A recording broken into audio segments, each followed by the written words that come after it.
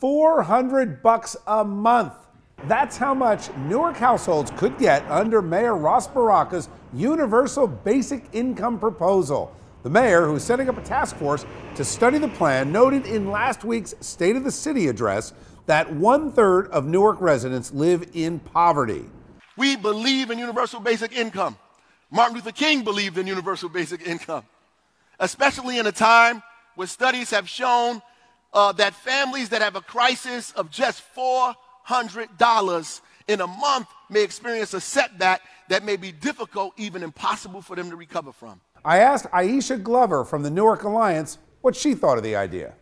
So we're still very much in a pilot period, exploratory phase to determine what the program could ultimately look like. A target population, target specific amount of income for each month, making sure that it is diverse so we can look across a range of income levels.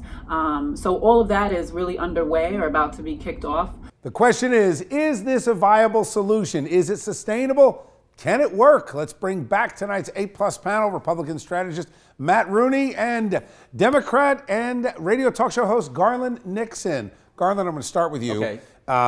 Mayor Baraka quotes Martin Luther King. Well, he doesn't quote him directly, but he said even Martin Luther King wanted a universal income. He's taking Dr. King out of context. Dr. King was talking about wealth disparity. He was talking about people that needed opportunity. He actually started, even when he talked about basic income, talked about employment opportunity and full employment. That's not what this is. Well, I think I could bring my conservative friend here, Matt, on board if I change the name to subsidies. So when we give billions to ExxonMobil, we call it subsidies. Instead of universal basic income, we'll call it subsidies, and we'll just like name the people Exxon and stuff like that. And then Matt will be all over that, I'm thinking. Well, Matt, my guess is you're not in favor of corporate welfare. However, you probably could be convinced, as I am, in tax incentives that I don't think are subsidies, more of an investment. So he's painting this as an investment because people will become consumers. But $400 a month is not going to accomplish that. So it's going to have to be a lot higher even to meet the goal that the mayor presumably has. And listen, with all due respect to my main man Garland here, I'm for what works. And the thing that always amazes me about the left, your plans never work and you keep recycling them. They tried this in Finland.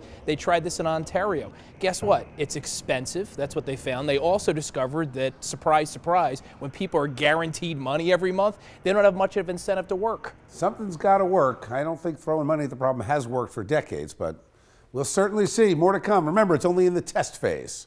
All right. Thanks, guys.